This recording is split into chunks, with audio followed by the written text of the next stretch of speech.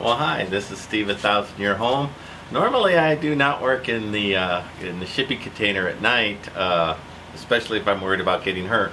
But I need to get the insulation up, and as you all know, the spring has come. Last day of spring, it's already summer temperatures, so I need to do this at night so I stand a chance of having some comfort while I'm doing it. And nobody likes insulation, right? Now I'm using rock wool, which is supposed to be the least scratchy and least toxic of all the insulations. But I'll still wear gloves, I'll still wear a mask, but let's go ahead and get it unpacked, see if I could get the ends, and at least start thinking about what my game plan is for spreading out in here. So I always knew that I'd mix different layers of insulation inside of the Connex. One thing that I've always appreciated in life is silence, and I remember when I saw the old Daredevil movie and the guy was in a tank of water, and I went, man, I want that. I am so tired of the constant hum in the world, and even way out where I am, I still hear the planes fly overhead, I still hear gunfire, I still hear the trains way off in the distance, and I would rather just hear nature. But every layer of insulation you could put in a house will absorb a certain frequency of sound. So while I am trying to cut the insulation, ultimately I'm going to wrap this in hyper adobe, so I'll have a big thick outside wall that'll be up against this. So the insulation now is perhaps perfunctory, and maybe I could have just done drywall straight up against, glued it up against the metal, and perhaps that would have been equally as valid. But I don't know how long it'll take me to do hyper adobe as a single man. So in this picture you can see that I'm stuffing the leftover cut-offs behind the logs that are in the corner. So it'll be fairly well insulated, and then, you know, I still have the NASA ceramic heat radiant heat repellent paint for the outside. But I go through and I stuff them all in with a little paint tool, and they didn't disappear. They're behind the log. There's a curve to the log. So some of the 3 or 4 inch insulation I'm ripping in half to make 2 inches each, and some of it I'm keeping whole.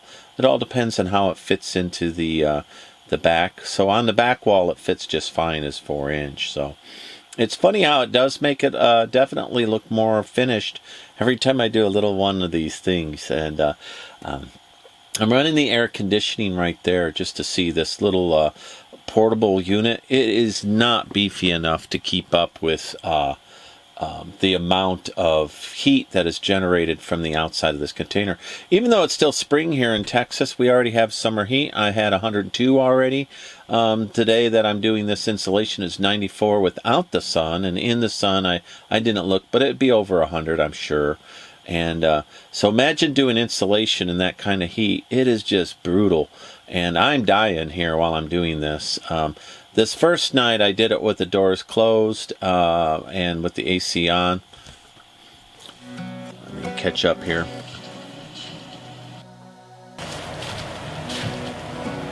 Alright, this mineral wool is working out better than I thought it would.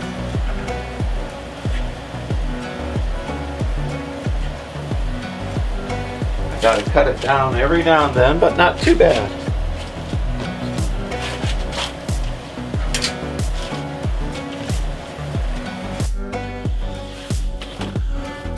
So anybody that tells you that mineral wool is easier to work with than regular insulation, they're wrong.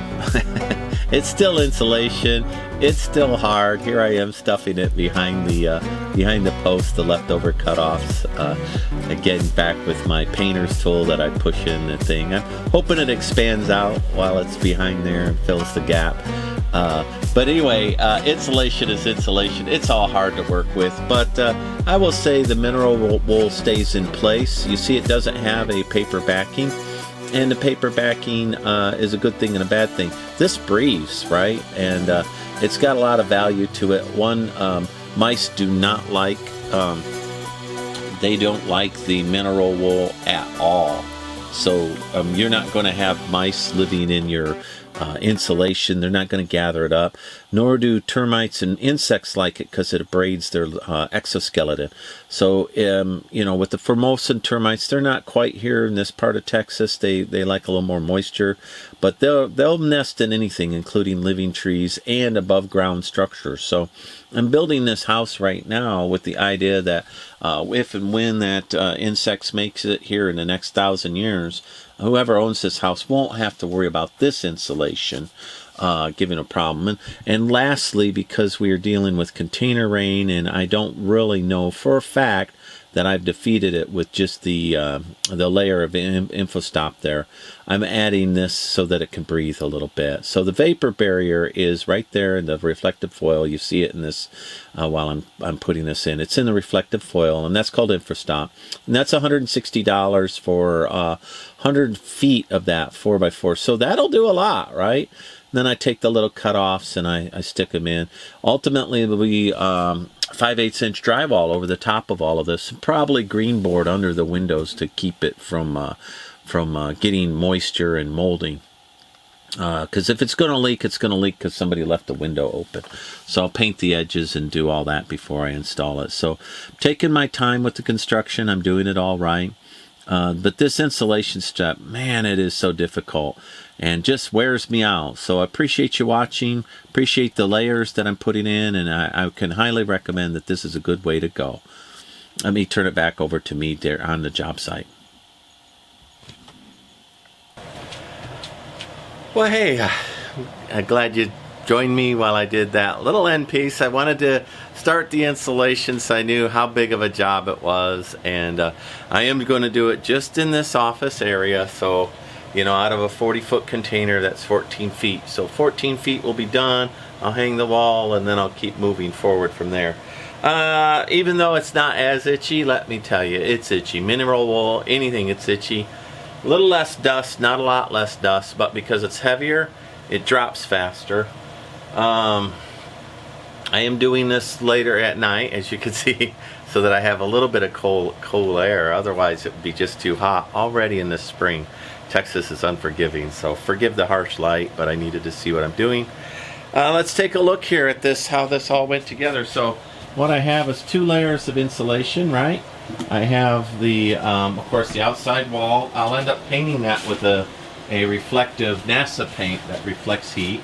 Then I have the InfraStop, and now I have another layer of mineral wool. And this mineral wool, animals don't like it, mice don't like it, mold doesn't like it, you know. So I think that between all of this, now this end is ready for 5/8 inch drywall. But I've decided what I wanted to get to is I wanted to see if I needed to put the other 2x4s in before, you know, or if I could do it while I do the insulation. I just need to put it in before because it's too, I am too sticky with mineral wool. I'm not enjoying this thing.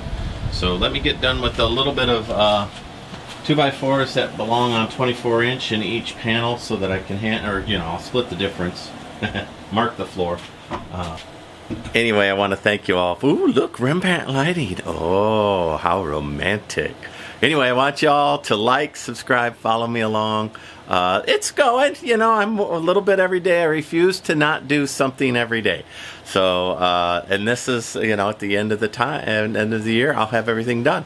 So, all right, let me mix this up for tonight so that y'all will have it. Thank you. Bye.